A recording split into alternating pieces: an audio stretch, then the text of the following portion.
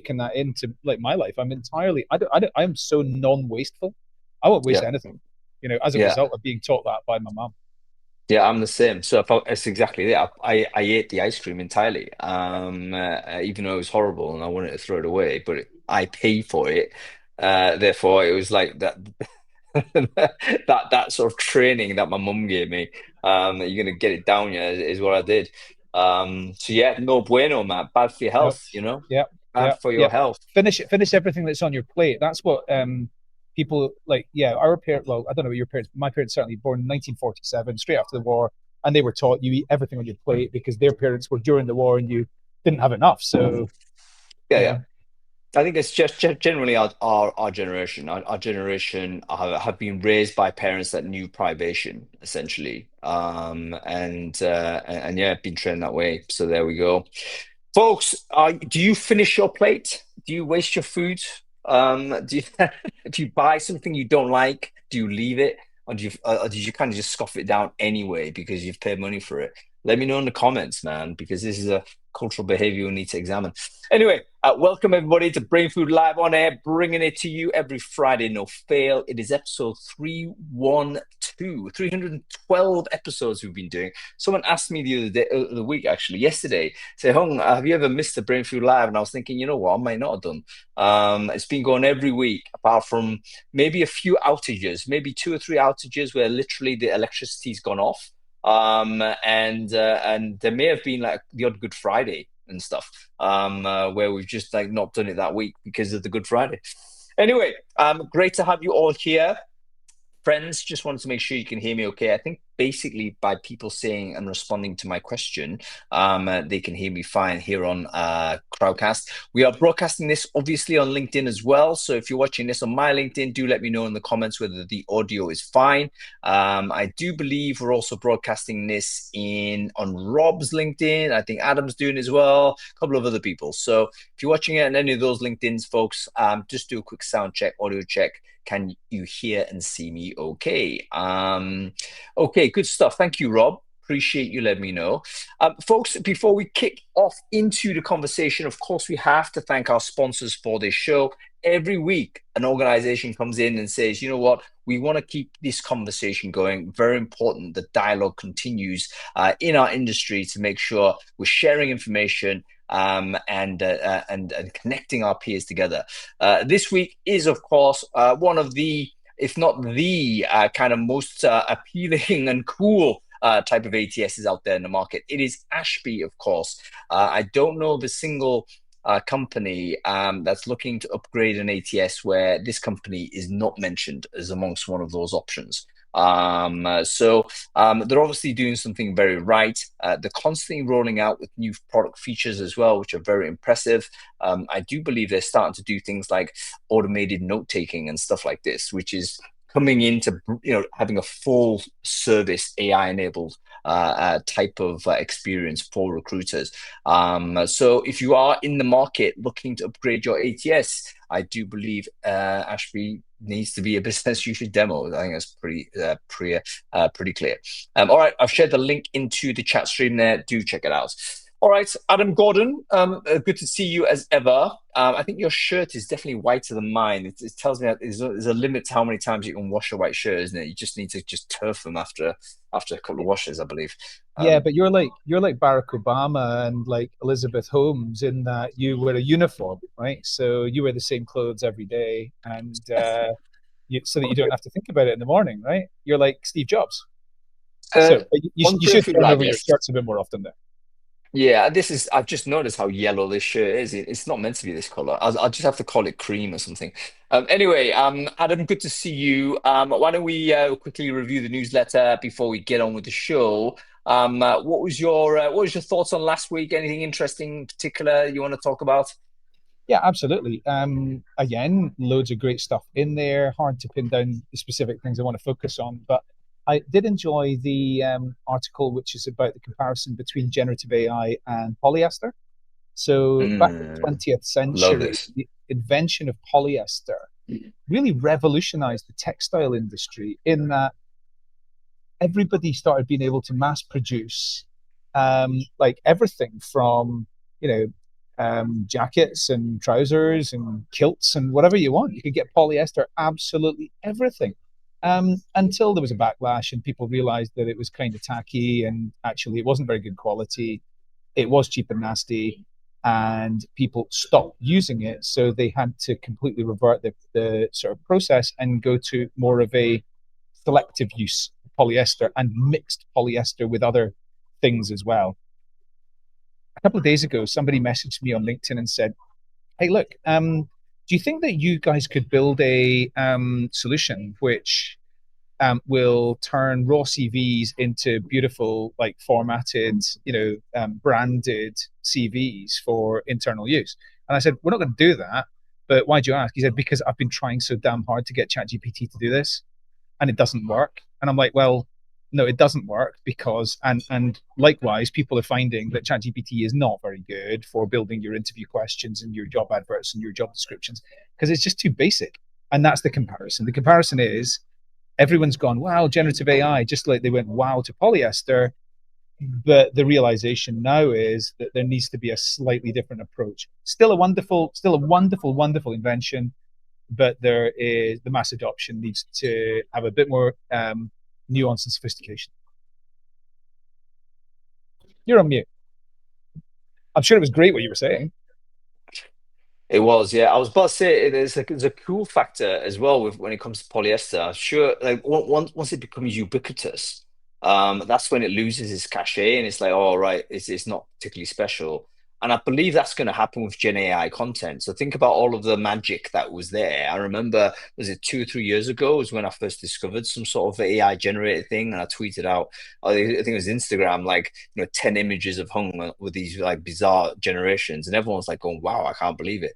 Now, if I did the same, it's like, yeah, what else? So it becomes like very old very quickly. And as everyone's got the capability of using it, everyone's got the capability, and everyone is doing it, it becomes like very, very commodified. And such, people will end up looking for that more artisanal experience. So Gen AI is our polyester, folks. It's a really interesting philosophical take.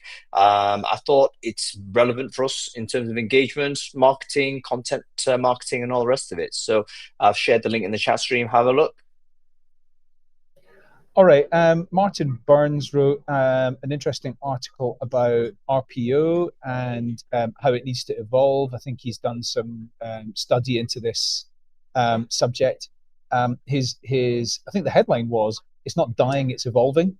Are people saying that it's dying? I don't know.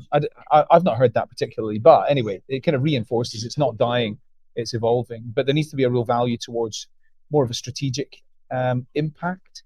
So RPOs are needing to do a lot more blending, both filling the jobs, but adding a lot of additional value like talent intelligence, DEI insights, workforce planning, that type of thing. AI and automation is really reshaping delivery. So gone or going are the days when you just hire 100 people in a cheaper location and they do the job that you were previously doing in your more expensive location. And they're really very, very deeply investing and focusing in. And this is why I personally love RPO, because I think they're generally ahead of the curve on technology. I Um, think so. um, there's an agglomeration effect, isn't there? Because there's like so many people who are smart and they're all focused on solving the same problem, and they're working with 500 organizations on their talent acquisition challenges rather than one internal team. Of course, an internal team can still be brilliant. I'm not suggesting they can't, but RPOs typically they're getting to great answers more quickly. Yeah. So there's a blurring line between RPO and in-house as well. They and customers are not just looking for that sort of, right, okay, we need you to fill those 1,000 jobs every year. It's all blurring, and it's all evolving, and I'm here for it and I'm excited about it. I've got two takes with RPO. By the way, Martin Burns, definitely worth following him. I'm pleased that he's been very, active on LinkedIn. Generally, he's a great writer. So, we need more voices like him. So go and follow him on LinkedIn. A really interesting post. What are your thoughts on RPO, folks? I've got two narratives on RPO. I think one is like yours, very positive, because I think they are early adopters in our sector when it comes to technology. I think they can bring in information from the wider market with internal sort of TA may be locked a little bit in their own sort of company, not be able to see what's on the outside.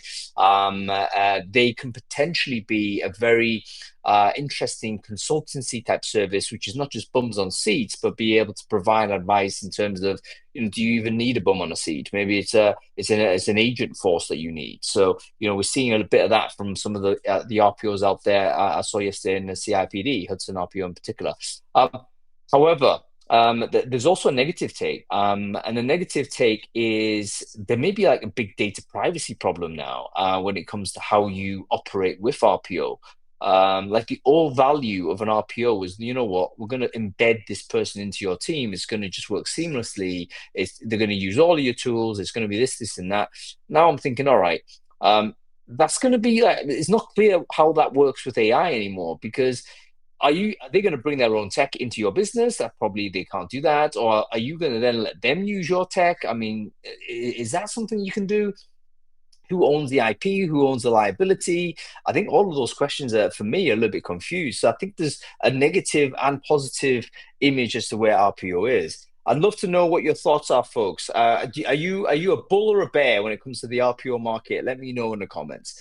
We probably should do an RPO show at some point. All right, give us one more before we get into this, Adam. Right. Okay. One more. Signal Fire, which is an organization I'd never heard of. They did a state of talent report for like AI data science talent, really.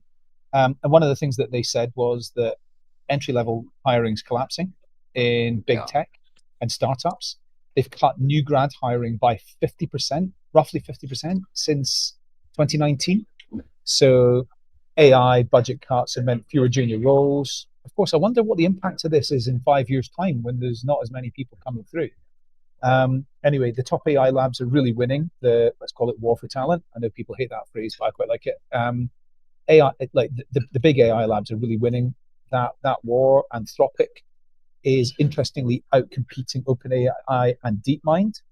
A couple of potential reasons why are attention strongest where engineers have got more autonomy, they've got more product clarity, more clarity around vision, that type of thing. The concentration of AI hiring is really intensified, actually. So the places like Austin and other what have been described as Zoom towns. So it's the ones where there's been a big rise in tech hiring over the last few years, but they're expected to be in San Francisco maybe a day a week or whatever it might be. That's really been losing steam, and the centralization back to New York City, but much more so San Francisco and the Bay Area has really intensified. As you'd expect, AI engineers are commanding big premiums, but talent supply is also really crowded, and the average AI engineer job's getting between 90 and 250 applicants. So there's a lot going on in that space. I'd love to be a fly on the wall, actually, in somewhere like Anthropic or one of these companies.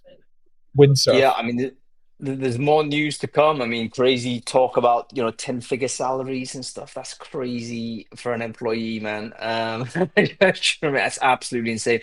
But the war for talent is, I think, a legitimately we've got to rehabilitate it. I mean, in terms of where we're at with that elite AI talent. Absolutely, it is high conflict. You're literally it's competing over existing talent, working for your competitors. That's exactly what's happening right now. So, very interesting post by Signal Fire, worth checking in. By the way, I know it's all US Silicon Valley focused, and we want to be careful to moderate sort of how much that is representative of the wider recruitment market in general. But I think the chopping down of the graduate entry, I think, is definitely a factor. That is a problem going down the pipe. Everyone I'm speaking to is saying absolutely graduate hiring, entry level hiring is getting hammered. And yeah, certain high demand sort of functions remain hugely high demand. But they're all like hyper focused on this artificial intelligence. So it is the dominant factor of our age. All right, cool. Let's get on with the show. Adam Gordon. Now, I definitely know you know nothing about this because you've never led a global TA team. You've never done it, mate.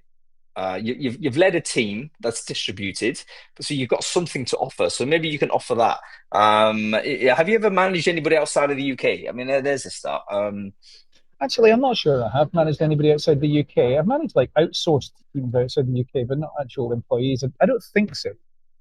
But I think I Yeah, do have a bit to add about this because I've got lots of customers who are international companies, and we're working with them every day to help them with their international collaboration programs. So I always have to do this, defend my own ability to speak on a subject. Anyway, Adam Gordon, you oh know Matt. absolutely nothing. I know you know nothing about recruitment enablement, but you're on your anyway. You're on here. You're on here as a primary stooge. No, you're not. But you've got loads to offer. Exactly this on querying our guests that do know something about it, because in fact that's what they're doing for a living. So let's bring our guests on. We've been holding them in the wings way too long, and we'll see how they get on. Harpreet, by the way, is having some tech problems, but we'll see whether we can resolve that and get Harps on as well. Let me see if that's happening. There is a Harpreet here. Let's try this. And we'll see whether we're good. There should be a pop-up, by the way, Jen, Sandy, and Harpreet. I just accept that. Make sure you click a mic available, etc. When you do that, and we should be good. Um, uh, for the audience, sort of, what are your thoughts on sort of, managing a global TA team? What are the challenges? What are the difficulties? Have you got experience in it? I'd love to get your take. I mean, is it actually just the same? Is it different? And if so, what are the things we need to know about that difference? Okay, we seem to have people coming on, which is great. Okay, we have Harpreet here. Harpreet, wonderful to see you. Why don't you quickly introduce yourself, Harpreet? Who are you? What it is you do? Hey, hi Hank. Hi Adam. Hi Sandy. I see you on the screen as well. I'm Harpreet. I am a director for talent acquisition at Adobe, and I lead up university and executive recruiting for Adobe India right now. But in a lot of previous avatars, I've led sort of multi-region teams as well. So happy to be here today. Fantastic. Great to see you here, Harpreet. We have Sandy Gruel here as well. Sandy, wonderful to see you. A long time no see. Firstly, introduce yourself. Who are you? What it is you do, Sandy? Yeah, amazing. And thank you for having me after all of this time, Hung. It's been a long time coming. Yes, I'm Sandy Grohl. What do I do or what have I done? I have led global TA functions mainly across the media, betting, sports, tech sectors, most recently with DAZN, and now supporting Canby as HR transformation, which is all things related to people and talent. I have built and scaled teams globally across Europe, Middle East, Asia, but mostly passionate about aligning that TA strategy with the commercial growth while still trying to make it human. Yeah, fantastic stuff. I've just shared the links with to both Harpreet and Sandy in the chat stream there. So go ahead and connect with those two. You're going to learn a lot. Jenny Candy's going to come and join us when she can. Jenny, I've just invited you. Let me know whether there's. Oh, you're having some trouble. Circle of no ending death. That's no good. Let me uninvite you and see whether we can re-invite. Yeah, I wonder whether it might be a case. It could be I don't know, a caching issue, or maybe you got to use a different browser. Give it a shot, Jennifer. Let me know how it goes. Okay, invited again. But let's get on with the show. Leadership lessons in global TA. I've come to this with a presumption that there is like interesting and notable differences between leading a global team versus, let's say, a national team. And I'm talking about cultural differences. I'm talking about hiring practices can be different. I'm talking about legislation is different, communication styles, time zones, all that type of stuff. So I guess a quick question to everyone here. What would you say has been the primary would be the primary difference between managing a national team versus a global one? Have you got anything that immediately pops in your mind when I ask that question? I'm happy to jump in if that's okay. Go ahead. Yeah, I mean, I think when I think of the two, it's definitely key to move from the doing to then orchestrating. In a national role, you're closer to the execution. You need to be more hands-on versus in a global role, you have to then try to incorporate orchestration in terms of scaling those frameworks.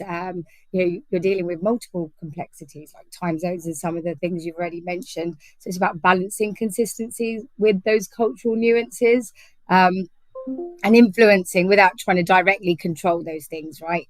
So for me, I think it's influence through alignment with local people teams, with local hiring managers, with the processes and the tools instead of direct instructions. And I think, if you go down the instruction route, you're going to bash heads, right? And so I think there's a real key part there, which is around stakeholder engagement and collaboration to try and understand what they are, before you can then try to stabilize any process. Is where the impact will come. No, really, really good. So the first thing to know there is, I love that initial idea, the distance from the execution. So that there may be a simple distance, because if you're a national leader, you're going to be closer to the business and probably more, you're right there with the operational stuff. So this is happening. Whereas if you're global, it necessarily you're physically different. You're going to be further away. So your own role is going to be different from this. Harpreet, what are your thoughts? What's been the biggest difference between working in a national role and a global role for you? Yeah, just on a lighter note, Hung, I read what Caroline has written on the chat bar. Holiday practices took me by surprise when I did a role which was beyond, just my region.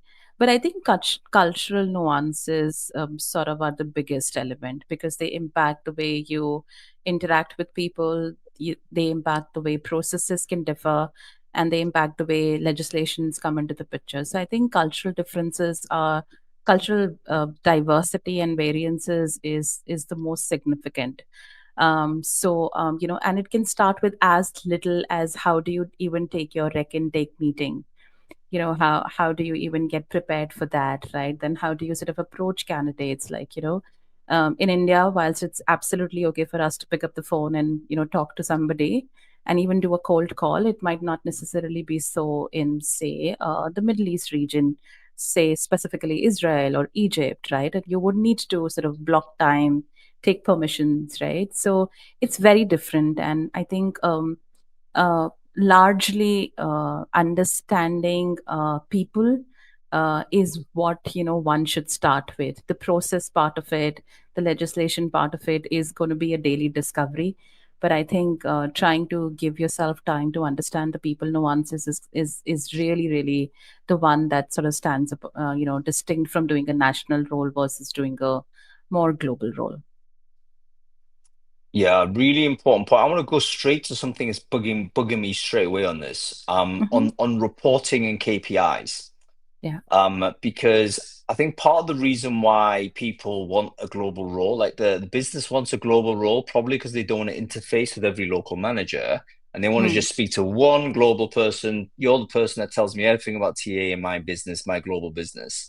So you're pressured basically to give information from the business and benchmarks, comparisons, and so on.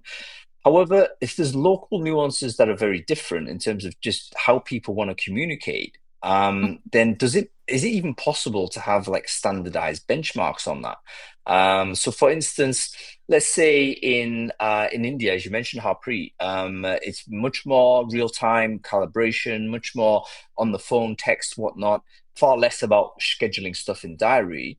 But if I know some TA leaders that actually look at the diary as a KPI, like how many meetings have you got blocked in there and that type of stuff. So is it even possible to do like a global benching across the group, or do we have to be realistic and say, every team we've got to have a different set of KPIs because we have to recognize local culture?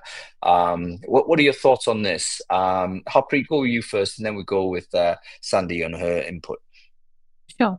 I think, Hung, it's possible. Having lived and worked with 3 US multinationals, I think it is possible. The complexities sort of start emerging, but I think it is possible.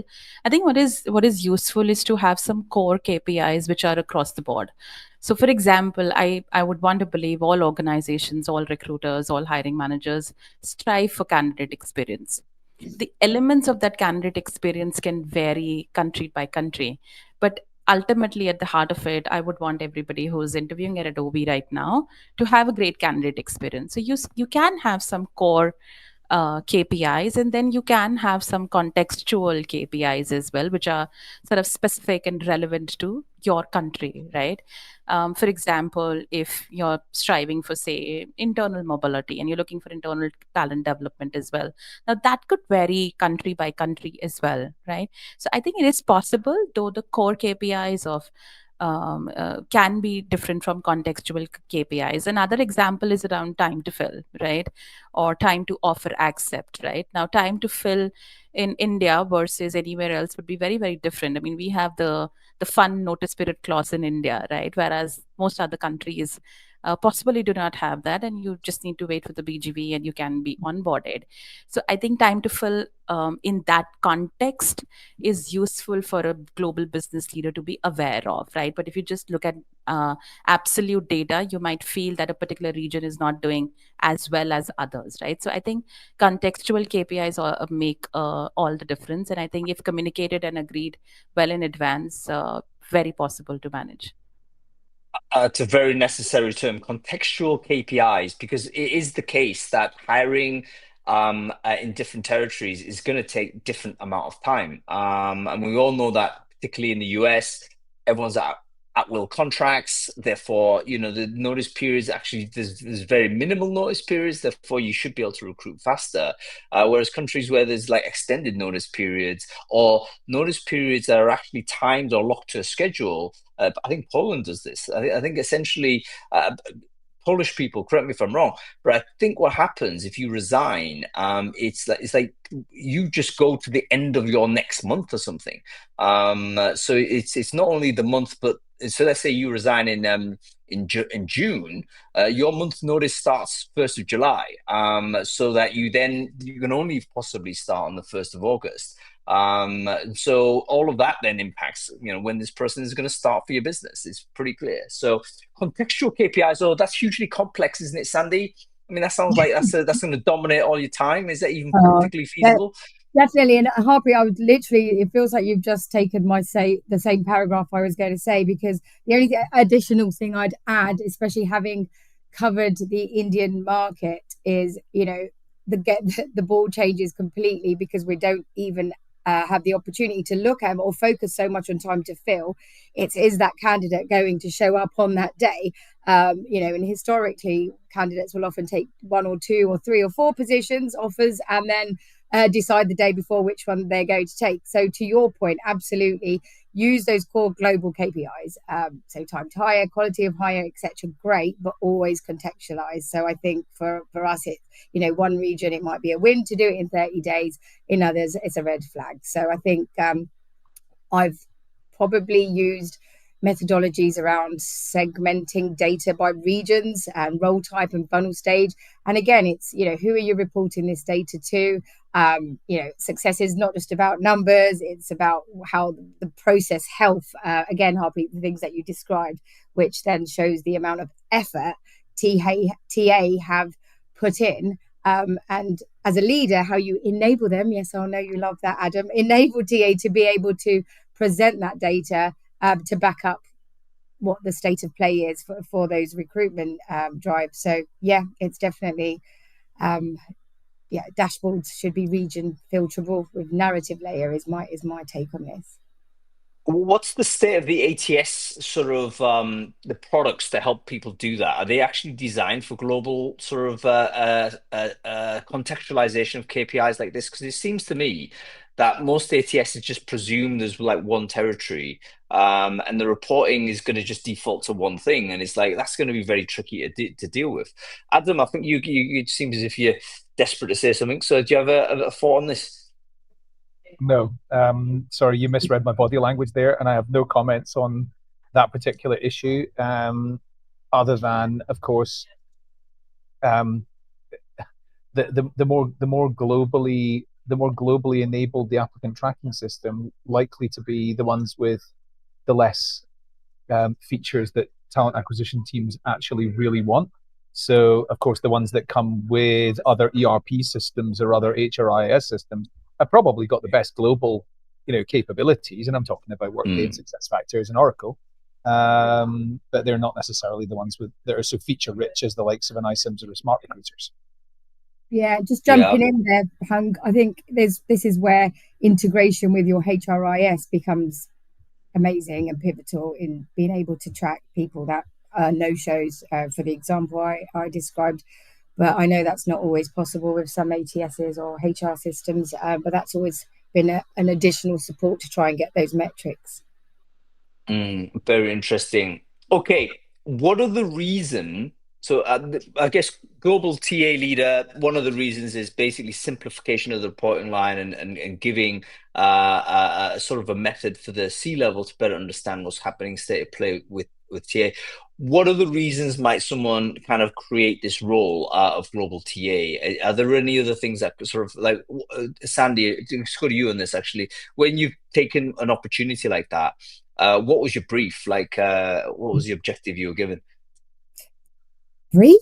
What do you mean brief? There was just a target, a deadline, and some numbers. But let's focus on, I think the way I can answer that is thinking about what are the expectations from C-level.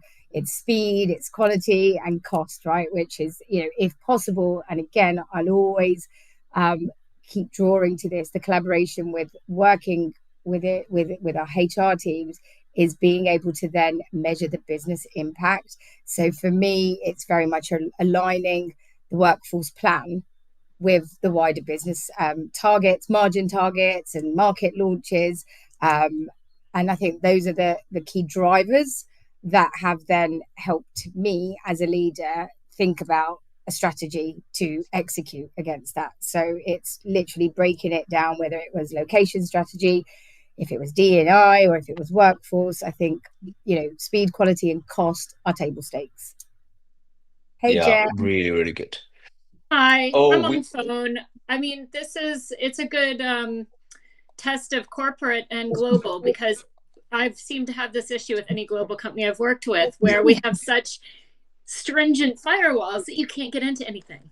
So your phone works good though. The sound's good. Good. It sounds good. And I tell you what, the eyewear is even better, Jen. Look at those spectacular specs. They're fantastic.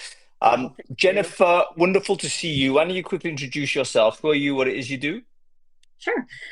Jennifer Candy. So I've been working in global roles for the past 19 years. So 19 of my 25 plus. So I know global more than I know regional or other or local. I'm right now a management consultant at IMI PLC, which is a global engineering organization headquartered in Birmingham, and working through their global head of TA transformation. Let's start with the transformation, Jen. Stick with you for a second. What needs to be transformed? I'm curious as to why these roles exist. Like, presumably, there's something that the business wants, and they thought, right, let's do this. Or is it the case they just get the person in, and the person comes in to make the assessment as to what's required, and you then do the transformation? How did it work in your latest circumstance, Jen? I think, well, I've done a couple of these, and they're all a bit different. I think, look, the organization always has an idea of what they think they want, and what they think they need. And typically it's about cost savings, right? Is the first main driver. And then up to me to show them that actually it's about more than that. It's the bigger holistic picture. In this particular situation, it was just that. It was more cost savings. That whilst the company's been around since the 1800s, they don't have a global TA team, dedicated TA team. So it's been very much like you would have seen maybe in the mid 200,000s, something like I had at SAB Miller. So it is very much how do we bring this more firmly in-house, and developing that full business case with all the 5 different sectors. They've gone from 29 divisions to 5 sectors. And it very much, when I say the 5 sectors, it very much is about those sectors being almost like their own companies. So it very much is a business case to 5 different, sector presidents and global sector HR leads as well. So it's a very matrix environment like most that I'm in, and navigating that is, one of the keys to global. Navigating all the stakeholders, I think we'll definitely go back into that, because that's a skill set that is underrated, and probably one of these that we don't actually ever properly quantify. Your ability to kind of work within a complex set of relationships. Like, I've never seen that as a bullet point, really. We kind of just inferred it from someone's experience. So it'd be interesting to figure out what that sort of trait or skill is. Let's look at it in a different way, everyone. So when you decide to pull everything into a centralized system, centralized TA versus decentralized sort of recruitment, what drives that decision? Is one better than the other inherently, or is there certain local circumstances which make one better than the other? What is the impact on things like artificial intelligence on what makes a better a structure mode of operations? Do you have any thoughts on that? And again, open to anyone to volunteer some thoughts. I have thoughts, but I wanted to give people a chance to talk. No, just pipe up. You know me, I always have thoughts.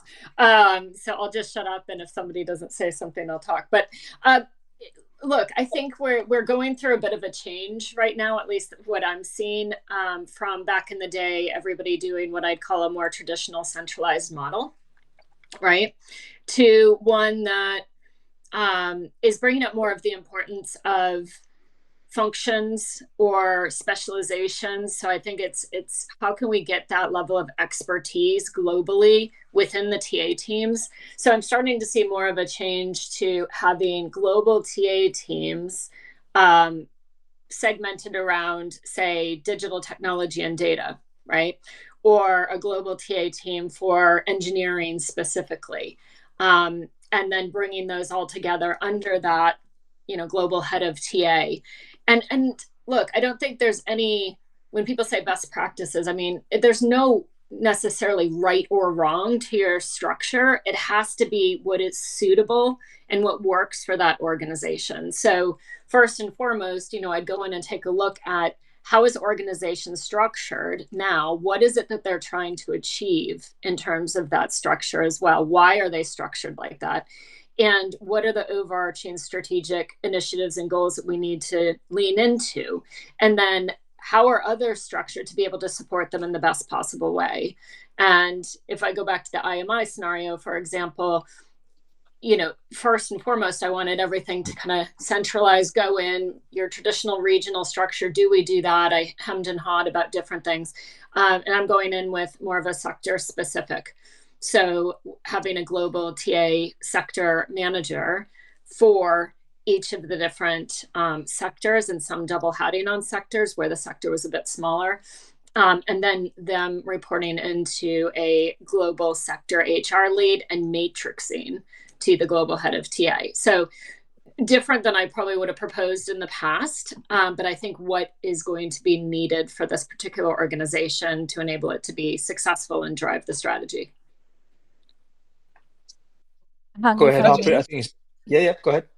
Yeah, I think there are a couple of ways to look at it from the traditional models of talent acquisition versus what they've evolved into now, right? So if you think about decision-making attributes, like what do you need to make a decision, right? And if you then break it down. So for instance, like any great recruiter would want to be in an advisory role to the hiring manager or to the business leader, right? And what could be elements of that, of that, right? So can we consider centralizing or consolidating market intelligence and insights? Because a lot of that is secondary research, is a lot of internet driven research, or you're asking questions to an AI, consolidating reports, bringing it out in consumable formats, right? So can you consider that to be consolidated?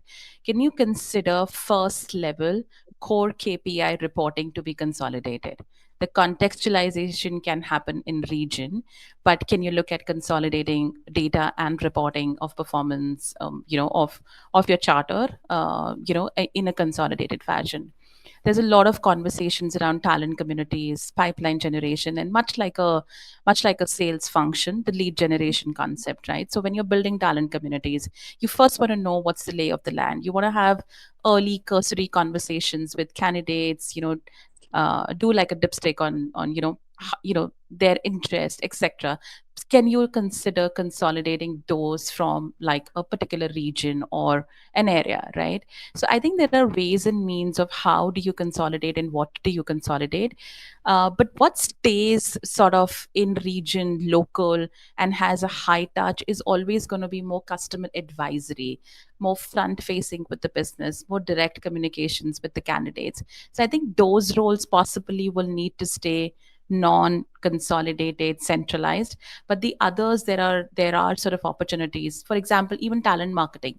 If I think about it, your brand, your messaging, what you want to tell a candidate at the Uber level can stay pretty similar. So that look and feel, the way you talk about your organization or the way you even tell about an organization can possibly be similar, and then the role in region can vary, right? So those elements can be consolidated, but I think what is more direct communication, more direct contact with either a business leader or with a candidate needs to be more localized. Yeah, I think that's a really good way to put it. You've got to balance that sort of centralization of skill set and obviously the efficiencies you gain from there. And of course, these days with things like the innovation we're seeing in artificial intelligence, that it lends itself a lot more to providing that sort of centralized service.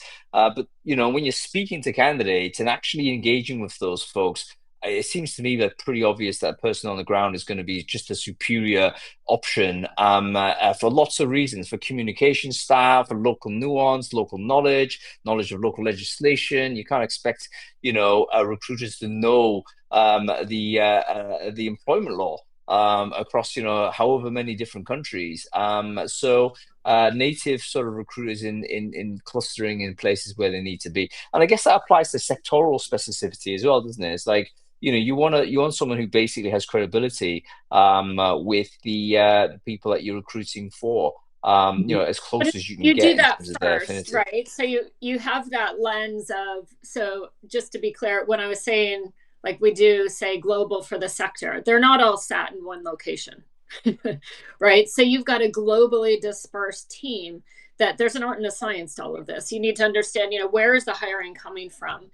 Where are the jurisdictions that are very challenging to hire from, or where they need the local language and culture and need to be closer to the ground, and then determine where do we prioritize and start hiring those in those specific areas. So it's a very geographically dispersed team, but all focused on hiring for one specific sector, if that makes sense. So you're getting that global, and the global piece is aligning to all of those fundamental frameworks, ways of working, but then at a local level, understanding exactly what you can localize, right? Knowing what needs to be localized. Legalities is an obvious, right? That's just a no-brainer. You have to do that. But there's a nice to have and a want to have for a lot of people at the local level, and that's where it gets challenging, but really trying to help them to understand why it's helpful to have certain things at economies of scale and what you gain from that, and where there's a bit of give and take, but then equally how can they have some freedom within the framework to make sure that they're meeting the needs of their local customers and clients. I was just going to jump in there too, Hang. Is that right? Yeah, of course. Just say. Yeah, no, I just wanted to add, I think, the businesses I've worked for, I feel like they have tried to route towards centralized, right? And it hasn't completely worked, or it hasn't been completely successful for all of the reasons we've talked about today, like cost effective, language capability, and culturally awareness, including the compliance and legal elements. And so I definitely think hybrid models are the way forward. So there's some core functions that I think work well as being centralized, like systems, data, and the branding. team, although I'm starting to see a shift in that also being localized. But I think the delivery will always stay distributed.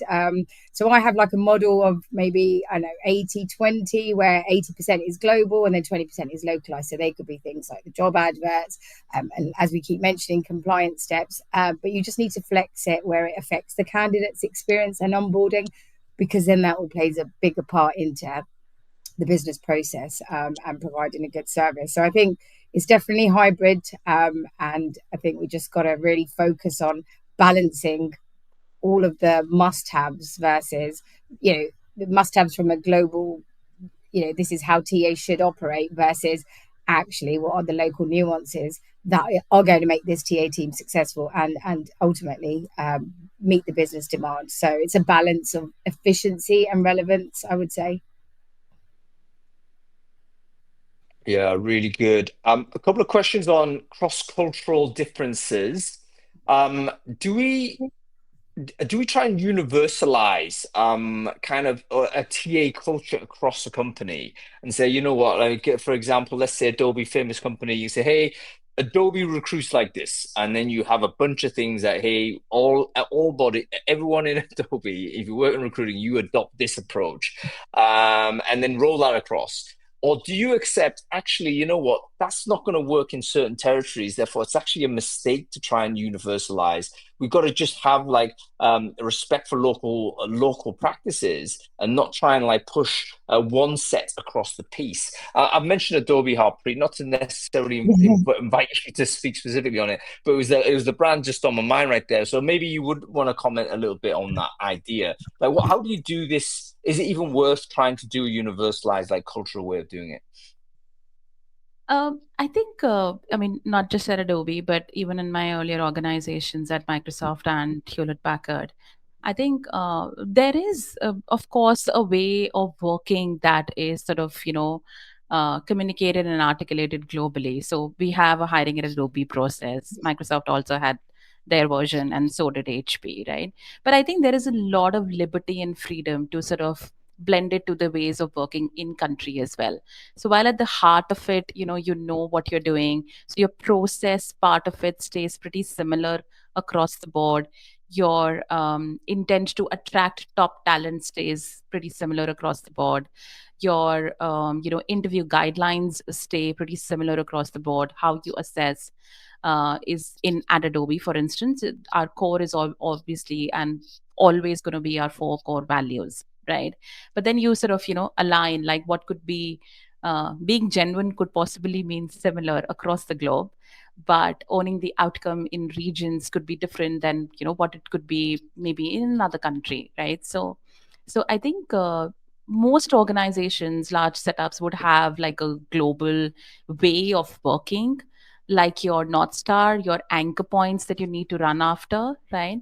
But I think there is a lot of liberty and freedom to sort of, blend it into what will make it happen, because at the heart of every talent acquisition professional is only working to get the best talent to your organization.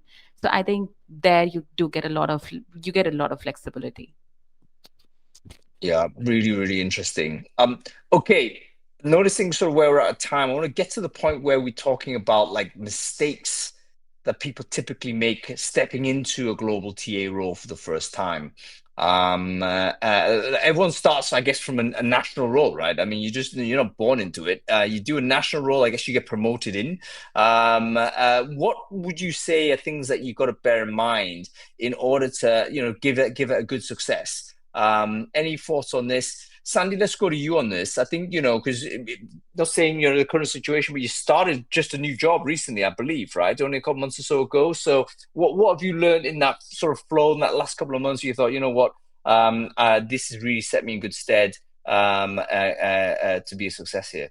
Yeah, no, great, thanks. And I'm actually contracting at Canby, which is fantastic, because it feels like I'm perceived as coming into action and support with some pivotal tasks and really some important business projects that Canby are operating. But I have learned, and I'm continuing to learn. I'm currently working with lots of different types of, let's say, business functions, which are then having a different set of problems. So for me, depending on the country, and I think wherever it is, whichever the region is, I think understanding the friction over that standardization versus autonomy is going to shoot you in the foot, like if you don't act on it. So I think it's really important to process design, to build ownership, but from the point of involving the people that it is part of their, their remit. And I think, for instance, local hiring managers, there's almost a fear of losing control or speed.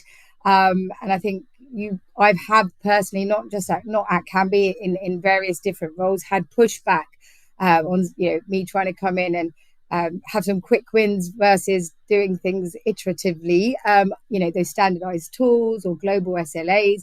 And I think it's the key part of that success, wherever you go, is listening, educating on the why, and the co-designing solutions.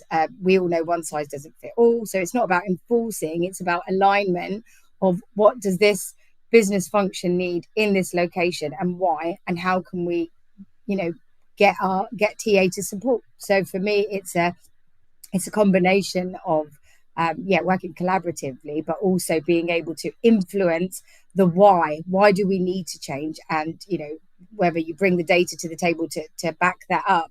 But it is definitely been a success for me to take that approach. Yeah, really good. I'd like to go on, Ed. I'd like to ask a question about recruiting talent acquisition people globally. Like, where has it been easy to hire people? Where has it been harder to hire people? And what are the themes that you've had through your experiences in that? If the question was for me, Adam, I think the TA talent exists. It's about budget. So, for me, I've, again, going, sorry, dogs in the background, how inconvenient. It's about being able to meet the demands of the business. So on one hand, yes, we want top talent, but actually, can we afford it? And this, again, my argument will always be, is it coachable versus critical? So I think the budget part of it has been the challenge. The talent exists. I've recruited in most countries, and also, you talked earlier about entry level roles. I think recruitment is also transferable. Whilst I'm a huge ambassador of having that senior TA partner or TA specialist within my org structure, this is something that can be trained and taught, which then just amplifies salary. So I think there's a combination of what you are offering as a leader to people and the potential. But I haven't really faced challenges finding the talent. It's been able to afford them with cost savings, which we're all very familiar with around the business. Yeah, I tend to find the most difficult is in the traditionally lower cost locations where you're setting up shared service centers, or you've come in and you're looking for solid talent in those same areas, and everybody else is looking for the same talent in the same areas. Exactly. And everybody wants the low cost talent, right? So there's a balance, right, between what you can get, what you want, and making sure that they're going to be in the right locations to serve the business. So it is a bit of a toss-up. I always cost out talent across different locations, but then equally share with the business and come with data around what's your potential of finding good talent in there and what is an example of what that looks like. So they know before they're making a decision on geographical what we're talking about. And I guess coming back to that prior point that Sandy was just speaking on as well, look, we've got to, I think it's just the flexibility and the complexity and the patience that you need, and how the learnings that you have, how you come about tackling something. My way has changed, I would expect, over 19 years. I was young and I'm sure very blunt around what I thought was right. And I was probably right.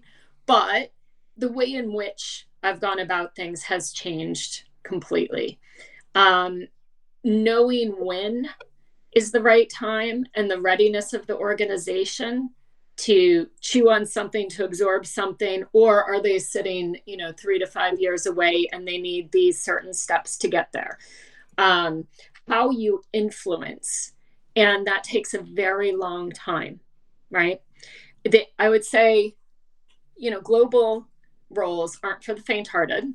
It's not all bells and whistles and fun and games. It's very late hours. You're working both sides of the spectrum. At Cargill, I didn't shut down before 11:30, I think more than a couple times in 3 years, and that's 11:30 p.m. I mean, it's not like that's in every company, right? But these are expectations that you just need to have going in and accept, how is that going to work? And you do have some flexibility, but how is that going to work with my standard of life? But how do you bring them along the journey with you? How do you set the stage? And how do you go about meeting their concerns? Because they'll always have concerns or challenges. How do you go about meeting those with absolute unemotive, let's say, unemotive data, right?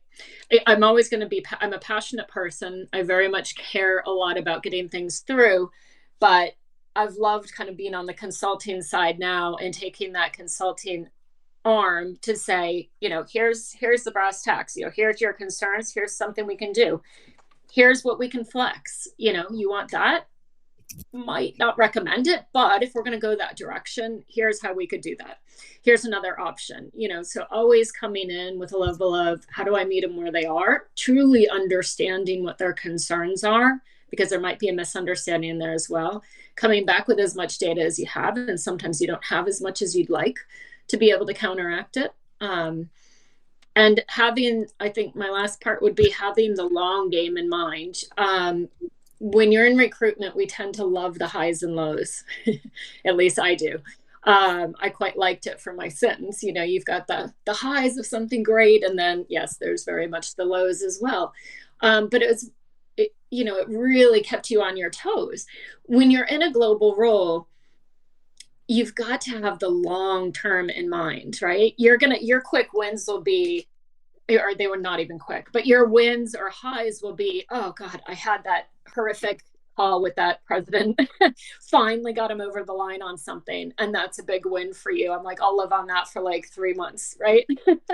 But actually, when you see things go in, you're looking 18 months to put something in, 2 years, 3 years to actually see it work its way through and get the ROI from it. So it's only, for example, at Cargill, 3 years in, I looked back at my strategy that I'd put forward and I went, I did it, every single one, right? So it was shocking, but you never feel like it as you're going through. You don't feel like, wow, I'm making a huge difference. It's only when you look back over a significant period of time, because you're moving a ship.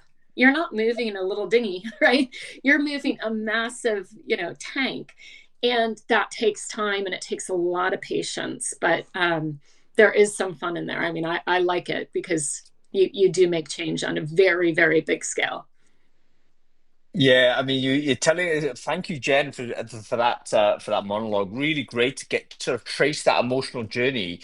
And of course, we haven't even touched on time zone. I want to talk about that, but that's not a triviality, because you're ended up working all hours, and it's not like you're working every hour. That's not the case, but you have to be awake when usually you're not, and that comes at a big price. You've got to kind of get your life almost around that time frame, which is a big compromise. So even though the global is a high status sort of position to be in, it comes at a big trade-off. So something to be aware of. And the concept that you mentioned, it takes such a long time to move the ship. Again, it comes down to sort of where motivations are. Some people have a more haptic sort of vibe to it. They want to see quick results, quick action. It may just not be that sort of rhythm when you're working at a huge scale company. I guess tolerance for it is a little bit more. Let's talk a little bit about the politics and the internal managing around and the relationship building and stuff like this. We've only got a minute to go, so I wondered whether we could all go a quick whip round to say, what's your sort of quickest tip as to how to be an effective influencer, getting people that you don't manage and you don't sort of have authority over to actually do the things that you want. I think that's the definition of influence, isn't it? If you can order people around if you've got a higher and higher responsibility. That's not influence. Influence is when you've got to persuade someone who you don't have authority over to actually behave in a change behavior. How do you do that? What's your technique? Harpreet, let's go to you first on that. I think I would be the global TA head for Adobe if I had cracked that code.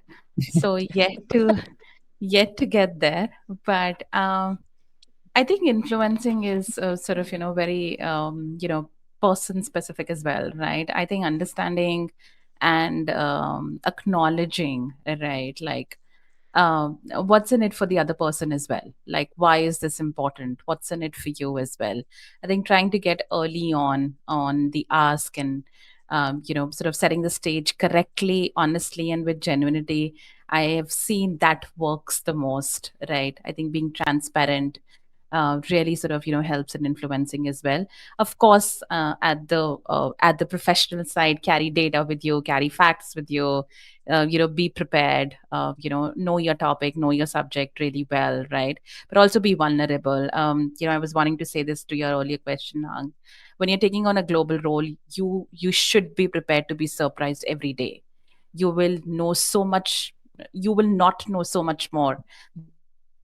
So you should be absolutely human around it and accept it and learn from it, right? And I think with influencing also, you need to get people to your side by acknowledging the fact of the matter.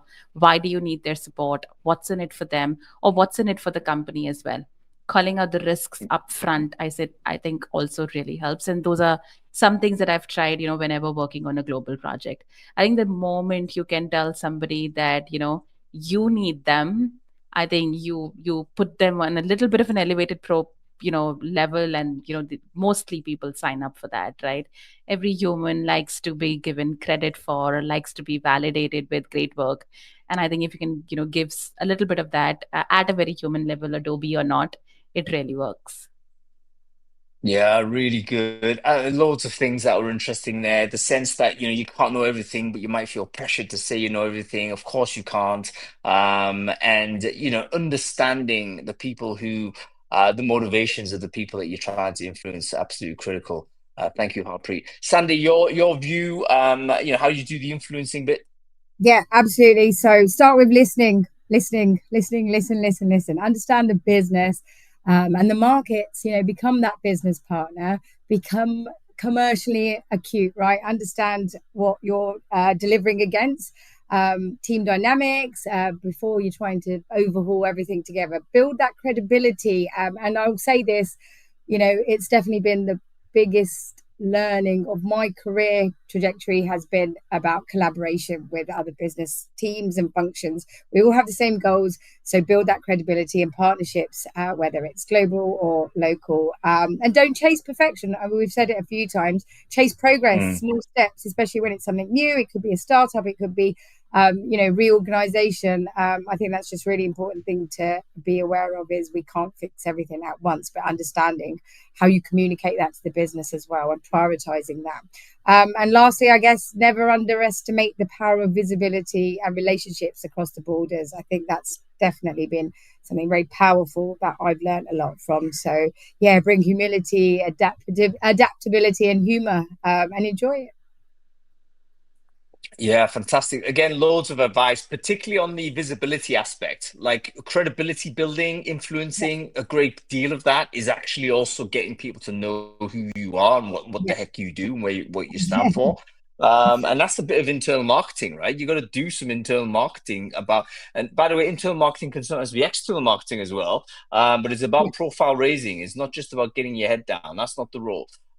Okay, Jen, let's leave it with you. I think you talked already about influencing, but give us like a very small micro influencing tip. Like how do you convert someone who's a hard nail? There's going to be people that are just like intransigent. How do you move those folks?